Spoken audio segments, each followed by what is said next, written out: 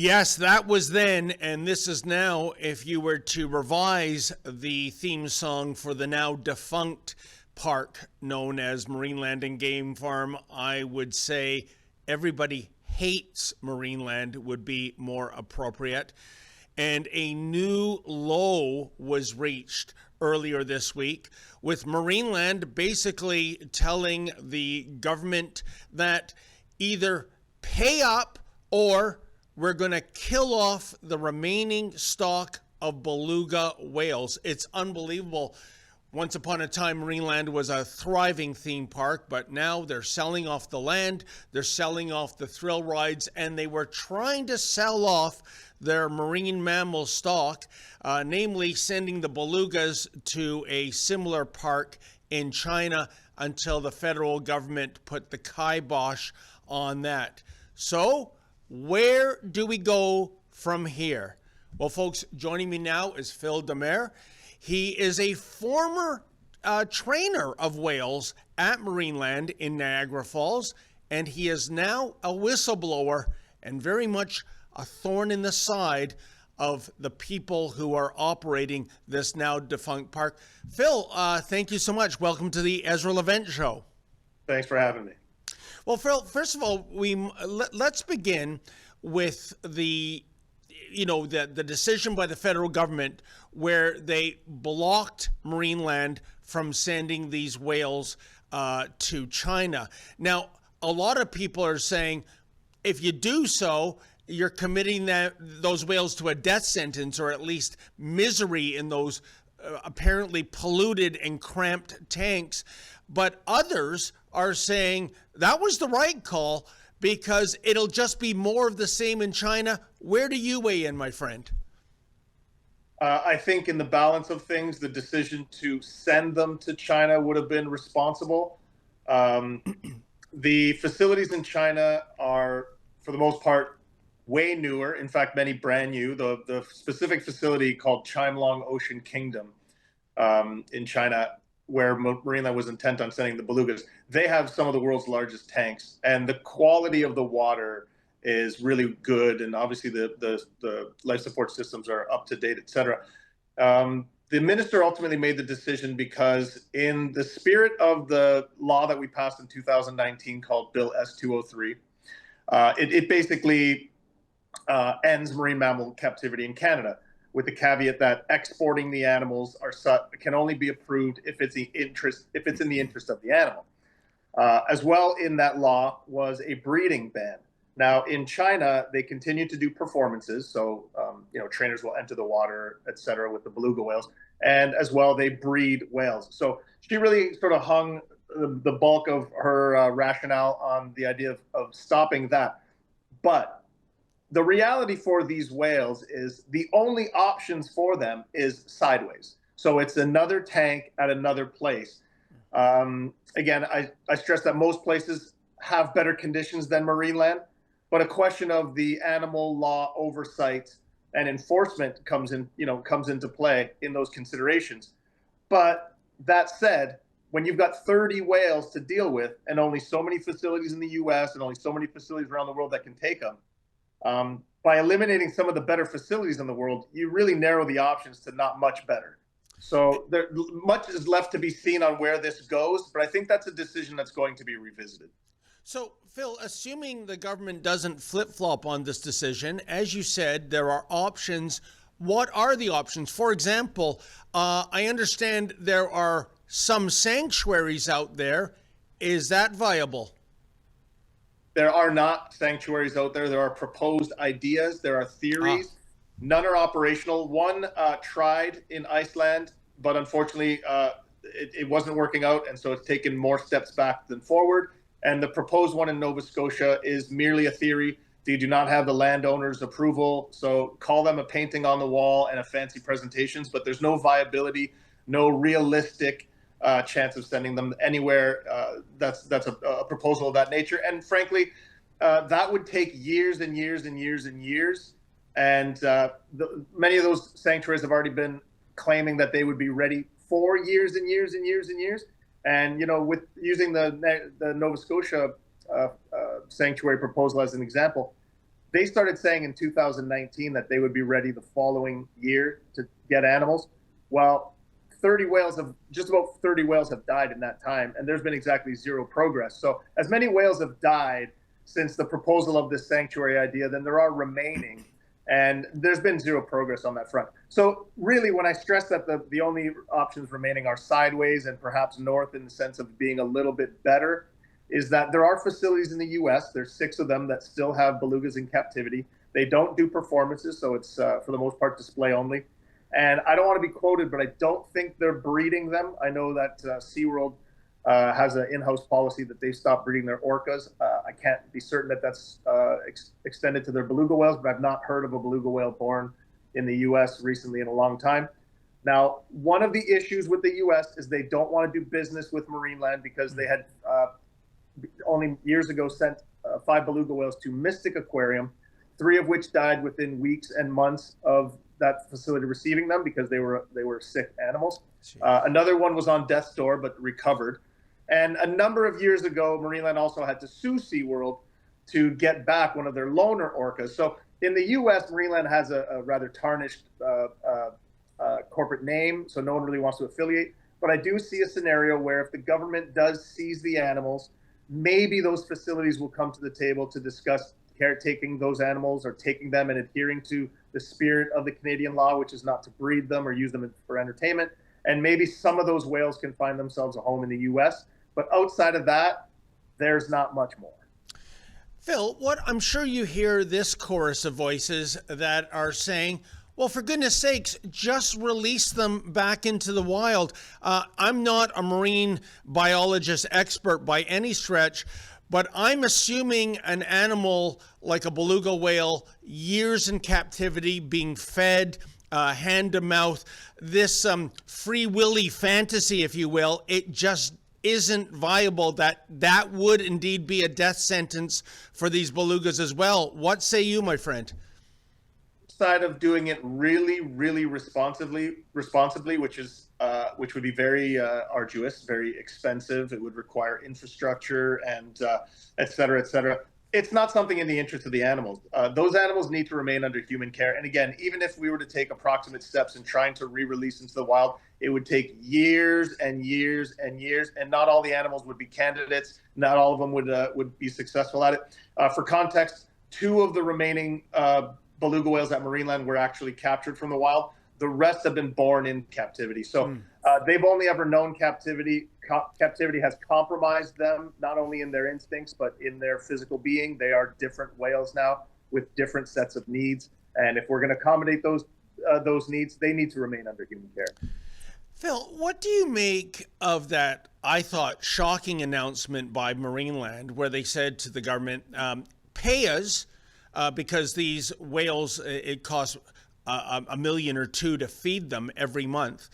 Pay us or we kill them. It was basically A, extortion, and B, I understand that if you're going to euthanize an endangered animal, unless it's very sick or injured, that is illegal. I understand belugas are on the endangered list. So is Marineland suggesting they're going to break the law?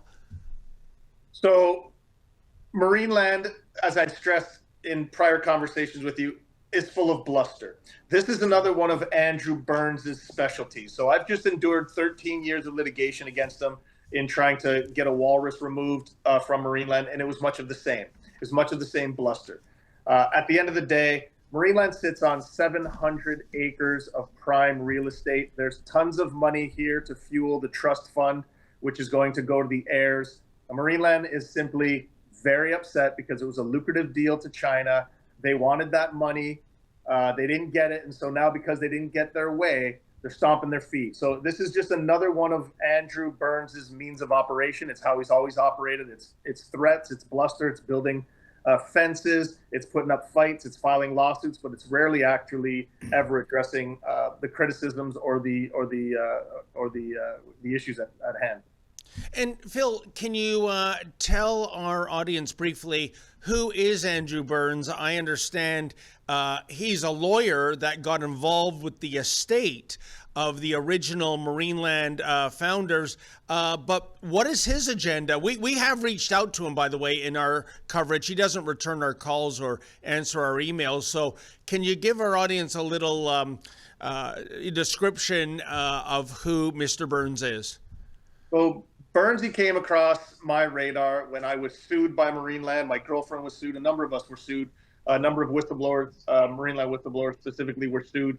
And this is how we came to learn of Andrew Burns. So his job, he's known as what you call a cleaner. So people with reputation and lots of money, when they engage in activities that seem to that have the risk of tarnishing that public reputation, then Andrew Burns enters the scene, and he's a cleaner. He's there to get rid of your problems and sort of clean that up. And so he's been brought in as a cleaner for Marineland. And again, this started back in 2012.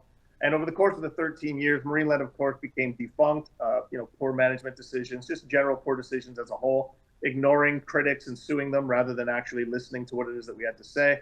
And now Andrew Burns' interest, with the fact that the owner's dead, the owner's wife died, the firstborn was dead, and now there's only an adopted son and that son's daughters that remain as heirs. His job is to do what he can to protect the trust, while, I mean, I hate to say it, but evidently padding his own pockets as well. And really, Phil, is that what this is all about? It's about the almighty dollar, because to go to those U.S. facilities to give the whales to them, that's what it means. They give the whales there. I understand they don't buy whales. They don't have the resources to buy whales. I don't even know what the going price of beluga whales are these days.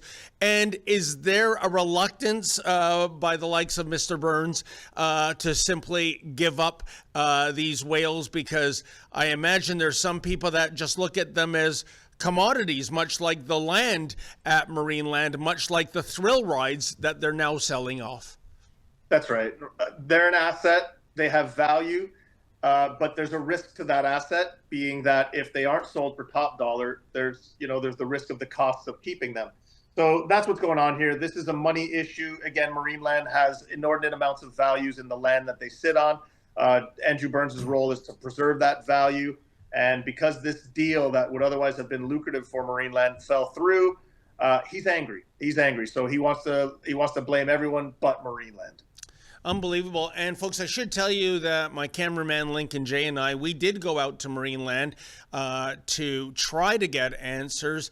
It looks like there's a gag order on their employees. Here, check it out. Do you work at Marineland? Okay, is there anyone here that can talk to us, sir?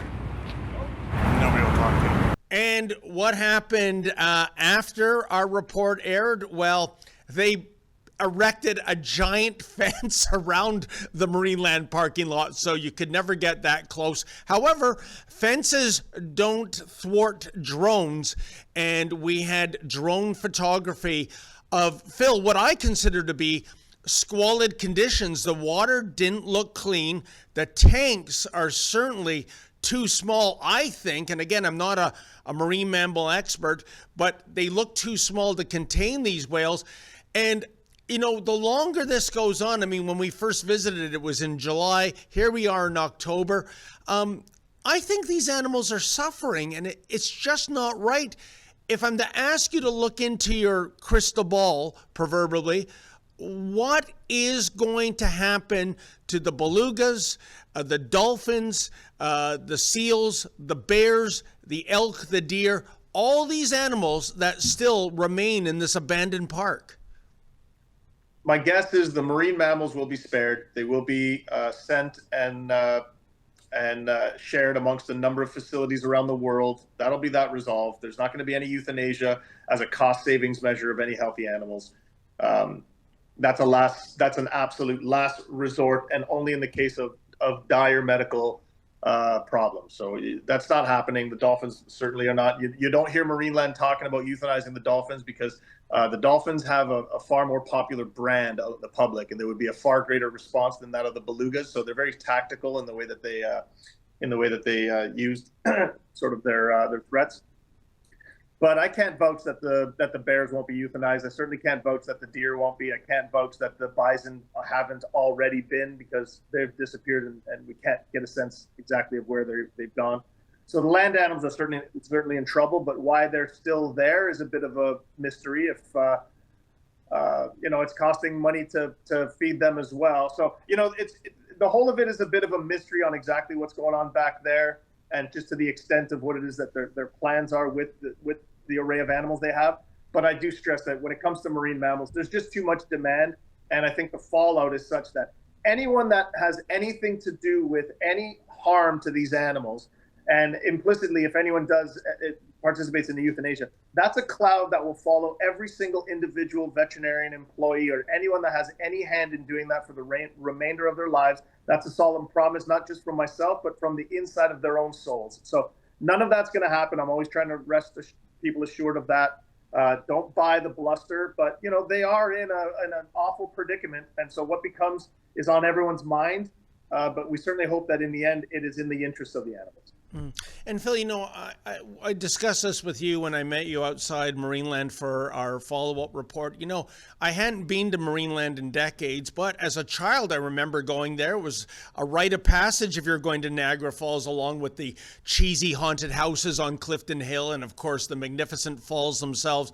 And, it was a fun experience, but I guess, is there more of a realization that this is really an act of cruelty to these majestic animals, that despite those beautifully produced ads, that ran in the 70s, 80s, and 90s, that it really was not a good experience for the animals? You trained whales there.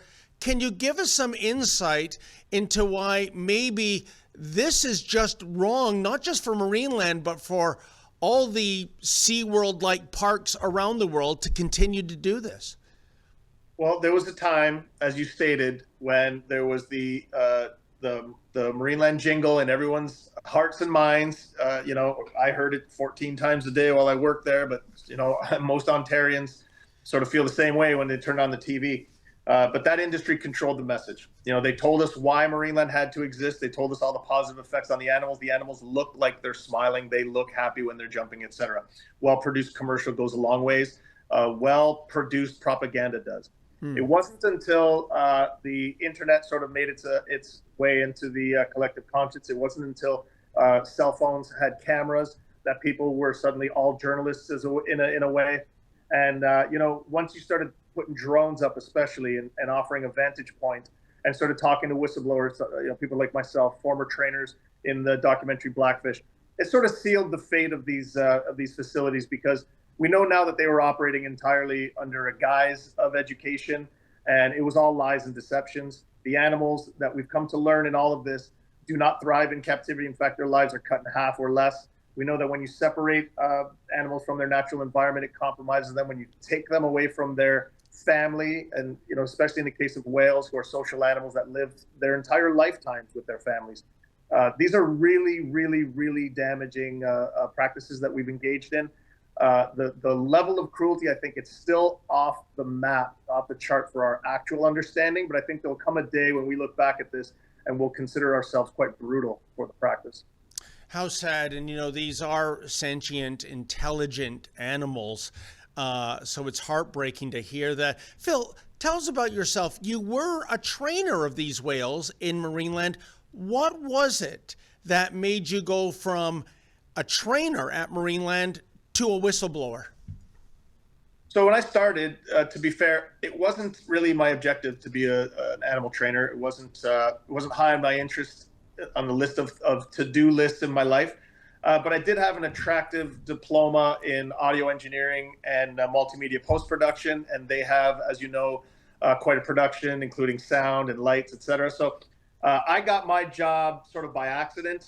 I had a scuba license at the time, so all of a sudden they saw me as someone that could, work with the animals, but also work with the sound, work with the stage, the show production, as well as do some of the daily grind, such as cleaning up the tanks, etc. So I went in there ignorant, not knowing what to expect. I expected that a place like Marineland, that is as celebrated as it was back in 2000 when I started, that the people that I would be working for knew what they were talking about. I assumed I'd be going to a place that knew what they were doing.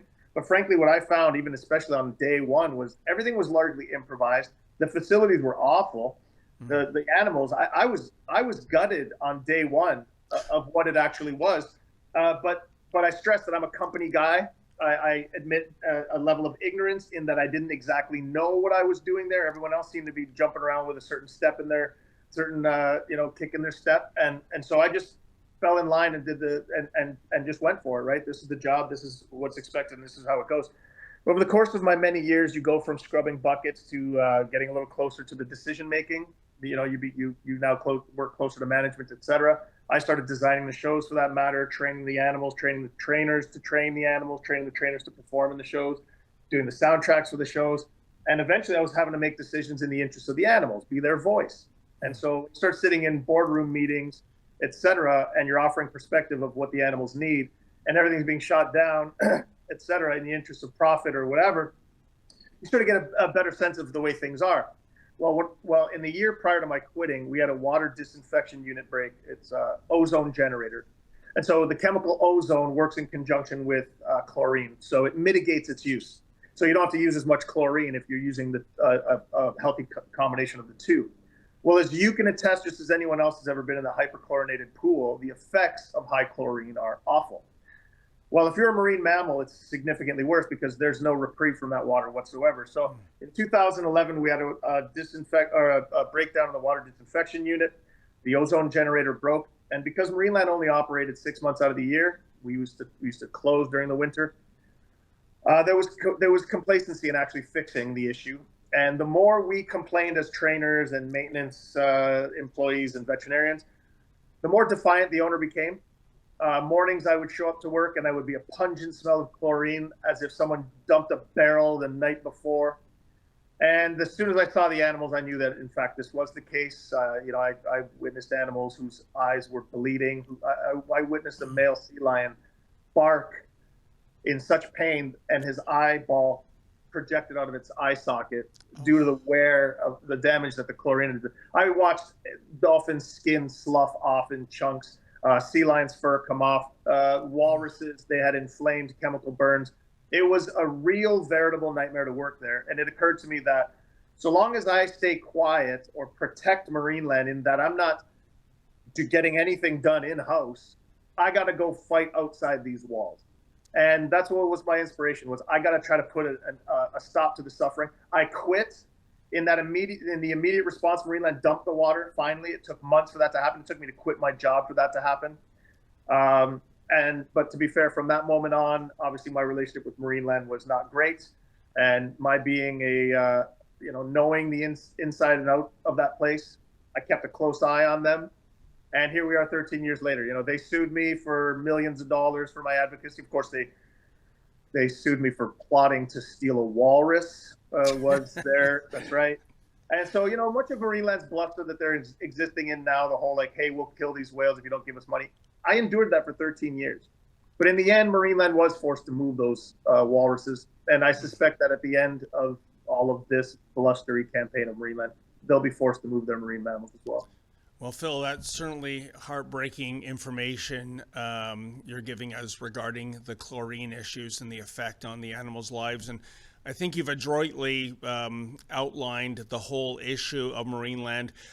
We're just running out of racetrack. So one last question. I think it might be the most important question. It's the chronology moving forward. These whales, as far as I can tell from our own drone footage, it seems they spend the entire day just swimming in circles in cramped containers, perhaps water that isn't as clean as it should be. If there is going to be a transfer of these belugas to those U.S. Facilities, and there won't be a cash transaction, of course, when will this be done? Because Marineland hasn't opened its doors since last summer, correct?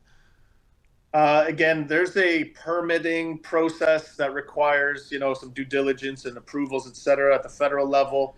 There needs to be a lot of conversations with those facilities, which I don't know that they're necessarily being engaged just yet. I know the government, provincial and federal, and Marineland all had to sit down a couple days ago to consider things. I know that the heat's being turned down on the rhetoric, so you won't be hearing of any more of these threats, that's for sure. But timeline-wise, those animals are going to be there for a while yet. Every scenario that exists in terms of a resolve for them still requires them to be in there for longer than I'd certainly hope. But the reality is, even if we were to jump on trying to find a resolve right now, there's going to be months into years that those animals could very well still be there. Unbelievable, Phil. And in the meantime, as you said, in the days, weeks, months ahead, these animals continue to suffer in, inappropriate conditions. Let's leave it at that. Phil, I want to thank you so much for making time with us. If you hear anything about any move that Marineland is going to make, we'd love to hear from you. And I know you've paid a price. They've gone after you lawfare-wise to try to sue you into silence, but you're not bending the knee. Phil, I want to thank you once again. Have a wonderful Thanksgiving. Thank you kindly. We'll talk again soon.